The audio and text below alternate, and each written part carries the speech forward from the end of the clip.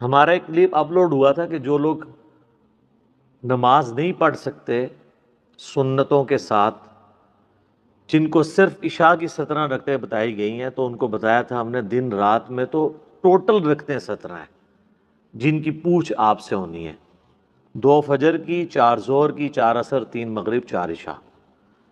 وطر اور سنت موقدہ یہ سب سنت عبادات ہیں، بلکہ نفلی عبادات ہیں۔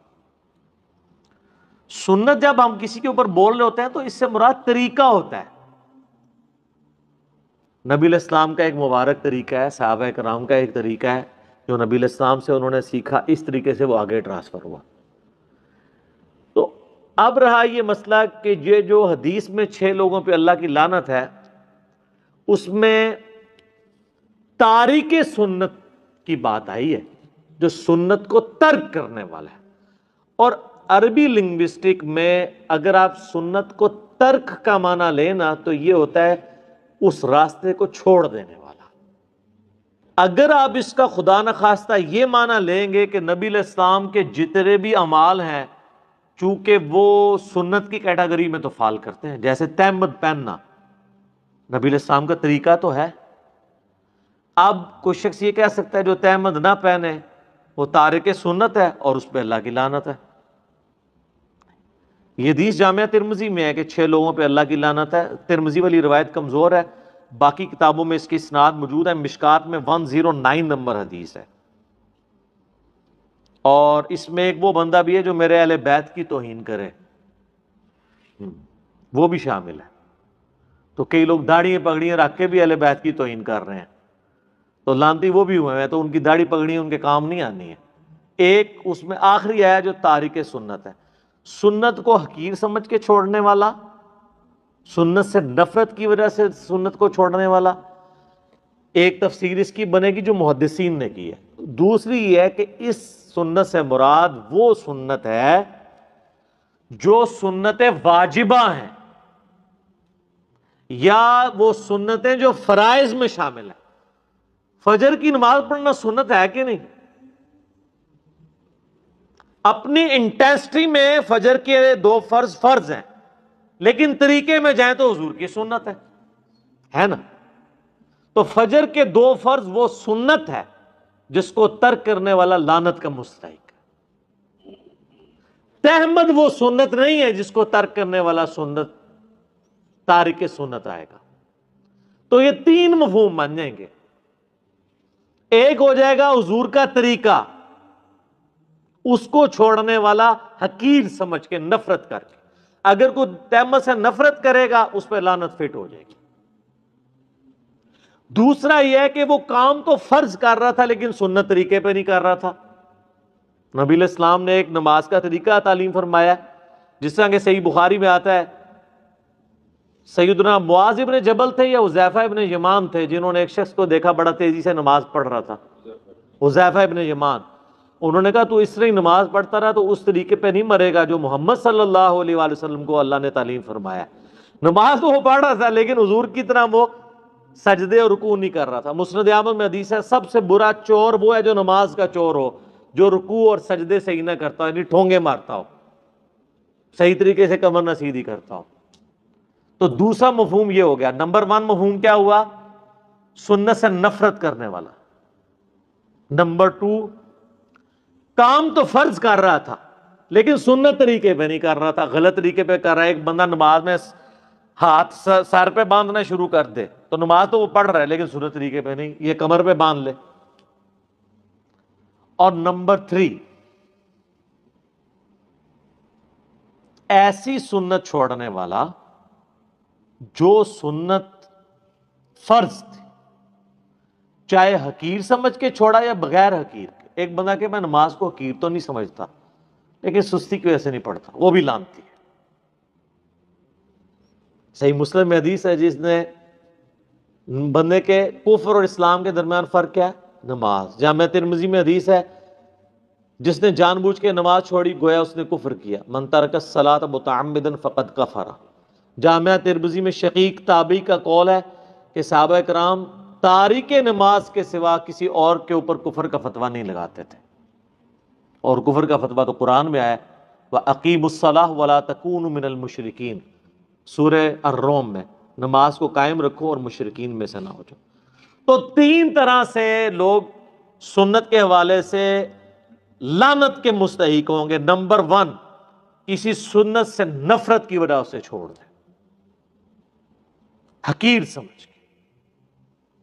پگڑی کوئی نہیں باندھتا، تارک سنت ہے، لعنتی نہیں ہوگا۔ ہاں اگر وہ پگڑی سے نفرت کرے گا تو وہ لعنتی ہو گیا۔ ویسے نہیں باندھتا، ٹھیک ہے، حضور نے اسے سنت واجبہ ڈکلیئر نہیں کیا۔ سنت کو حقیر سمجھ کے چھوڑنے والا۔ دوسرا، فرض کام کر رہا تھا لیکن سنت طریقے پہ نہیں کر رہا تھا، وہ بھی لعنت کا مستحق۔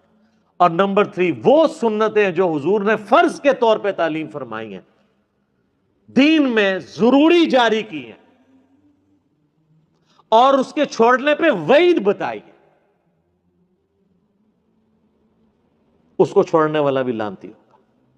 اب آ جائیں یہ فرض کی جو 12 سنتیں ہیں، کس ضعیف حدیث کے اندر صحیح تو ہے ہی نہیں ہے یہ 12 سنتیں چھوڑنے والے کے اوپر حضور کی کوئی وعید موجود ہے؟ ہاں، اس کا تو اسلوب بھی بالکل ڈیفرنٹ ہے، بخاری و مسلم دونوں میں موجود ہے۔ نبی علیہ السلام نے فرمایا جو فرض کے سوا 12 رکھتے قائم رکھے گا، اللہ تعالیٰ اسے جنت میں محل عطا فرمائے گا۔ یہ ہے فضیلت۔ وعید بتائیں کدھر ہے؟ وعید ہم آپ کو بتاتے ہیں۔ ہاں جی جناب، اب آ جائیں آپ اس مثال کی طرف کہ کون سی ایسی سنتیں ہیں کہ جن کو ترک کرنے والا لعنت کا مستحق ہوگا۔ وہ سنتیں ہیں جن کے اوپر تاکید کی گئی ہے کہ یہ سنتیں واجب کے درجے میں، جس میں مسلمان مردوں کے لیے ٹاپ آف دا لسٹ داڑھی کی سنت ہے، کیونکہ اس کی اصل اور جڑ موجود ہے سورۃ النساء آیت نمبر 119 میں کہ شیطان نے کہا تھا وَلَآمُرَنَّهُمْ فَلَيُغَيِّرُنَّ خَلْقَ اللَّهِ، اے اللہ میں تیری مخلوق کو ابھاروں گا کہ وہ تیری بنائی ہوئی تخلیق کو بدلیں گے۔ یعنی اللہ نے بنایا اس کو مرد، لیکن وہ عورت بننے کی کوشش کرے، کیونکہ عورت کی تو داڑھی نہیں اللہ نے اگائی، مرد کی اڑائی ہے۔ لہٰذا یہ جو داڑھی اگی ہوئی ہے اللہ کی طرف سے مرد کے لیے، اس کو ریموو کرنا اللہ کی طرف سے بنائی ہوئی تخلیق کو بدلنا ہے۔ لیکن یاد رکھیے گا، بعض چیزیں جو تخلیق بدلنے والی ہیں وہ سنت میں اور فطرت میں داخل ہیں، جس طرح ختنہ کروانا، مونچھیں پست کرنا، داڑھی بڑھانا، مسلم شریف میں آتا ہے۔ بخاری مسلم میں تو جو متفق علیہ حدیث ہے اس میں تو مونچھیں پست کرنا، زیر ناف بالوں کو صاف کرنا، ناخنوں کو کاٹنا، بغلوں کے بال کو کھیڑنا یا کاٹنا اور مونچھوں کو پست کرنا۔ اب ختنے میں بھی آپ تخلیق کو بدل رہے ہوتے ہیں، لیکن وہاں پہ اس کو بدلنا سنت ہے۔ داڑھی کے کیس میں وہ پھر دوسری چیز آ جائے گی کہ مرد کو اللہ نے داڑھی دی ہے، آپ اس کو بدل دیں، عورت کو اللہ نے داڑھی نہیں دی ہے۔ اسی لیے کہا جاتا ہے کہ عورت کے اگر داڑھی کے بال نکل بھی ہیں تو وہ بال ریموو کر سکتی ہے، داڑھی کے آئی بروز نہیں کر سکتی۔ اس کے اوپر وہ حدیث لگے گی بخاری مسلم کی کہ نبی علیہ السلام نے لعنت فرمائی ان عورتوں پہ جو چہرے کے بال اکھاڑے، دانتوں میں گیپ بنوائے یا ٹیٹو بنوائے، جو میں نے پچھلی دفعہ ڈسکس کیا تھا۔ تو ظاہر ہے مرد بھی اس میں داخل ہے، یہ نہیں ہے کہ اب وہ عورتوں کے لیے حدیث ہے، وہ جنرل حدیث ہے، جو بھی وہ کام کرے گا اس کے اوپر اپلائی ہو رہی ہوگی۔ تو داڑھی بھی تخلیق کو بدلنا ہے، اس لیے داڑھی مونڈنے والا بھی اسی کیٹیگری کے اندر فال کرے گا۔ تو اب یہ وہ سنت ہے جو تاکیدی سنت ہے، تمام مکاتب فکر، بلکہ میں کہتا ہوں داڑھی وہ سنت ہے جو دنیا کے تمام مذاہب کے اندر ریلیجن کی پہچان مانی جاتی ہے، اوبلیگیٹری، جیوز کرسچنز میں بھی، ہندوؤں میں بھی۔ سری سری روی شنکر نو نہیں ویکھیا تسی کنا سونا ہے؟ جو کہتے ہیں نا شکلوں سے بڑا فرق پڑتا ہے. ایٹ لیسٹ ڈاکٹر ذاکر ایسے اسے کمپیئر کریں وہ زیادہ خوبصورت ہے. میں یعنی شکل و صورت کی بات کر رہا ہوں، عقیدے کی خوبصورتی نہیں. عقیدے کی خوبصورتی میں تو ہو سکتا ہے وہ ڈاکٹر ذاکر نائک کے جو مخالفین ہیں وہ تو عقیدے کی خوبصورتی میں بھی اسے بہتر سمجھتے ہوں. وہ ظاہر دشمنی پہ اتر آئیں گے نا، جس طرح قرآن میں آتا ہے مشرکین عرب جو تھے یہودی ان کے بارے میں کہتے تھے مسلمانوں سے تو یہ بہتر ہے. حالانکہ مشرکین عرب موسیٰ علیہ السلام کو نہیں مانتے تھے، لیکن دشمنی اس لیول پہ تھی کہ وہ یہ بھول گئے کہ مسلمان کم از کم موسیٰ علیہ السلام کو تو مانتے ہیں. وہ کہتے ہیں نہیں، مشرکین عرب سے بھی یہ بدتر لوگ ہیں، نعوذ باللہ من ذالک. تو یہ وہ سنت ہے جس کے اوپر وعید ہے. اب جن سنتوں کے اوپر وعید نہیں ہے، مثلا زلفیں رکھنا، کسی حدیث میں نہیں ملتا کہ جو زلفیں نہیں رکھے گا اس کے ساتھ یہ ہو جائے گا.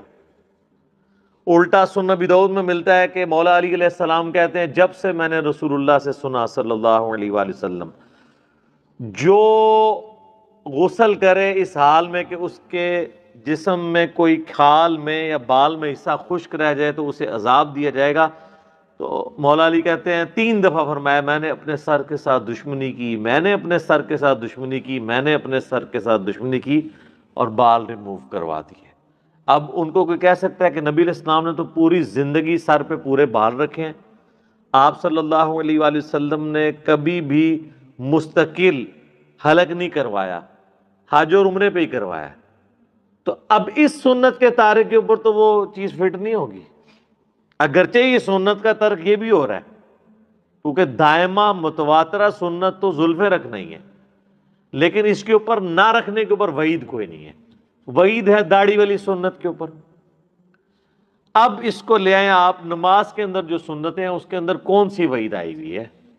اس میں تو بخاری مسلم میں آتا ہے جو فرض کے علاوہ 12 رکعتیں پڑھ لے گا اسے جنت میں اللہ تعالیٰ محل دے گا. ایک فضیلت کی بات ہے. اور جو نہیں پڑھے گا ظاہر اسے نہیں ملے گا. That's all. فرض نماز کافی ہے. اور اس کو سپورٹیو حدیث جو ہم اکثر پیش کرتے ہیں، بخاری مسلم دونوں میں حدیث ہے، اہل نجد میں سے ایک اعرابی شخص نبی علیہ السلام کی خدمت میں حاضر ہوا اور اس نے کہا یا رسول اللہ مجھے اسلام کے بارے میں بتائیں کیا ہے. تو آپ صلی اللہ علیہ وآلہ وسلم نے فرمایا کہ تم گواہی دو اس بات کی کہ اللہ کے سوا کوئی معبود نہیں، محمد صلی اللہ علیہ وآلہ وسلم اس کے رسول ہیں. اس کے بعد فرض نماز کو قائم رکھو. اس نے آگے سے پوچھا صرف فرض کو؟ آپ فرمایا الا یہ کہ تم نفل نماز بھی پڑھ لو.